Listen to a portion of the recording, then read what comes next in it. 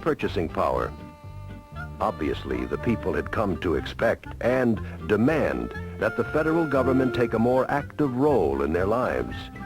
But they did not recognize what challenges to their freedom lay ahead. In 1946, a new agency of government actually recognized that national programs drawn up under pressure of time and in the face of danger have sometimes set aside or suspended for a time much deeply cherished values, such as love of individual freedom. It is difficult to believe, indeed, that despite our checks and balances, it had come to government deciding that the freedom of the individual could be set aside at will. This is undoubtedly what our good friend Jefferson was concerned about when he declared himself not a friend to a very energetic government. There is a very positive role for government in a diversified democratic republic to accommodate the conflicting views of all segments of society and assure that the public interest is achieved. Is the relinquishing of individual freedom in the public interest? Certainly not. But it is Congress that declares the laws. And did we not create the Congress as creatures of the people, answerable to them for their conduct and dependent from day to day as their breath? It is possible that both the Congress and the people were blinded by good intentions, and the honest belief that the direction they were taking truly was in the public good. Until such time as they would come to see that they have allowed a government created for the people to control had suddenly presumed to control the people. Mark my words, the people will not let this happen for long. The people did let it happen. Even with the drop in budget after the end of World War II, government expenditures rose in the next 10 years, 35 times faster than the goods and services the private sector of the nation could produce. The pattern was set for the 60s, and a government that attempted the impossible: carry out an expensive overseas military action, and at the same time continue to introduce massive new expensive social programs. This kind of expense was simply beyond the capability of the nation's economy. There are particular moments in public affairs when the people may call for measures which they themselves afterwards will be most ready to lament and condemn. Yet who are the people that will turn their backs on what they perceive to be gifts? Until they learn that there is a price they pay: high taxes, and even more important, the loss of the freedom to decide for themselves how they want to live their lives. I am given to comment once again. Don't rule out the wisdom of the people.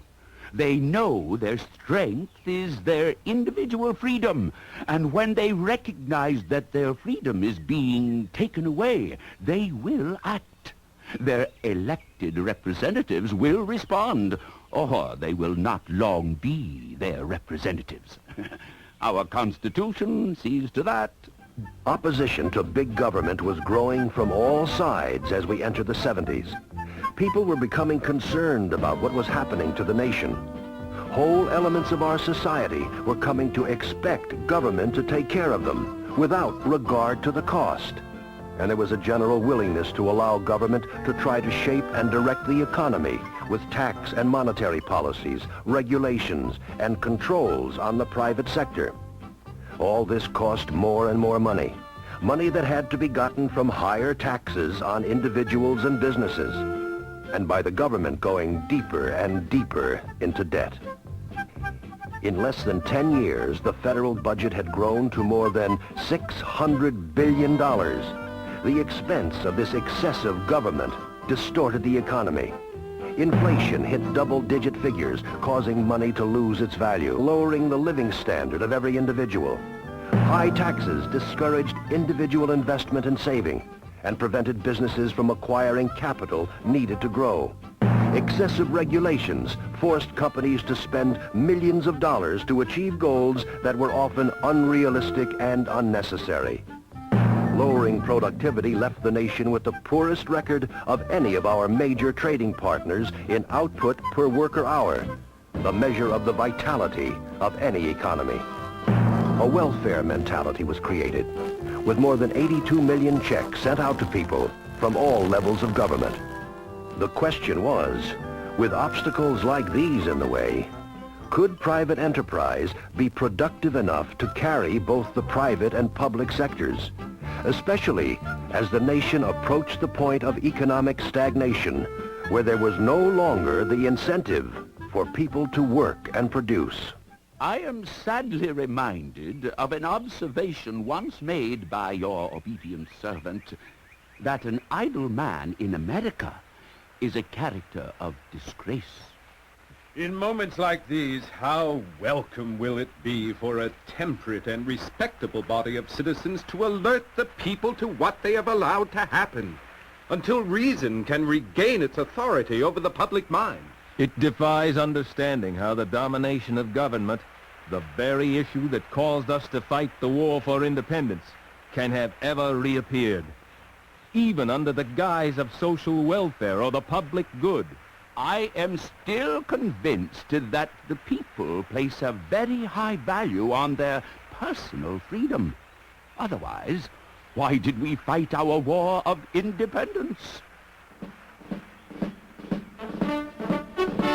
Did we fight for the right to be held in subjugation? No!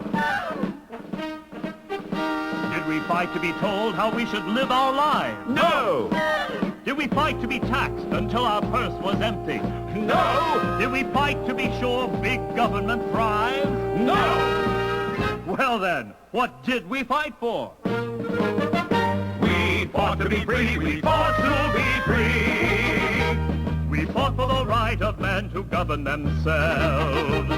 We cast off the king to do our own thing, and founded a new kind of state where freedom excels. We fought to be free. We fought to be free. We wanted a government the people possess. We fought for the chance for men to advance as far as their effort and skill would let them progress. We fought to be free. We fought to be free. So we could write the new laws we had to obey.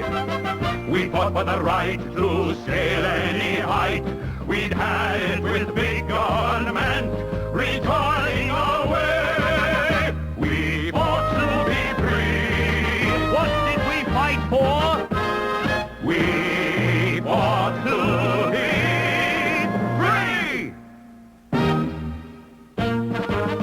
Yes, we fought to be free. We went to great lengths to create a constitution that limited and defined the powers of government. We added a Bill of Rights to make crystal clear our intent that the rights of the individual should be supreme. And now a dominating government has returned, threatening to destroy personal incentives, the very essence of freedom itself. One might wonder if all our efforts were worthwhile. We might as well have created a monarchy.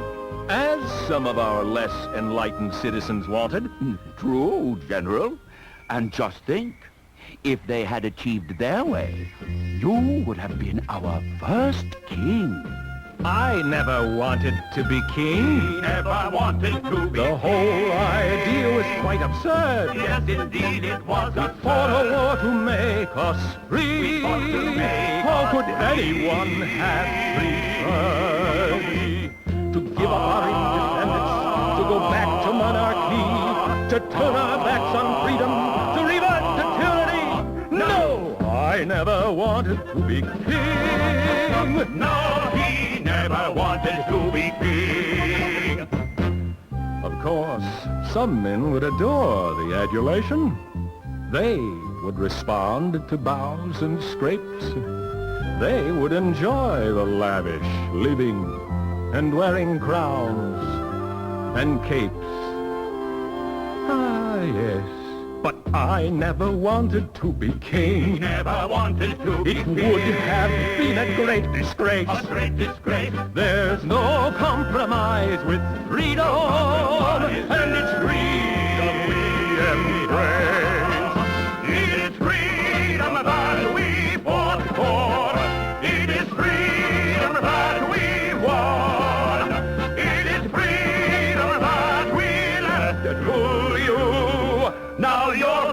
to regain it has begun. How can anyone willingly give up freedom once he has gained it? For that is giving up the greatest blessing that men and women can achieve. No, I never wanted to be king. No, he never wanted to be king.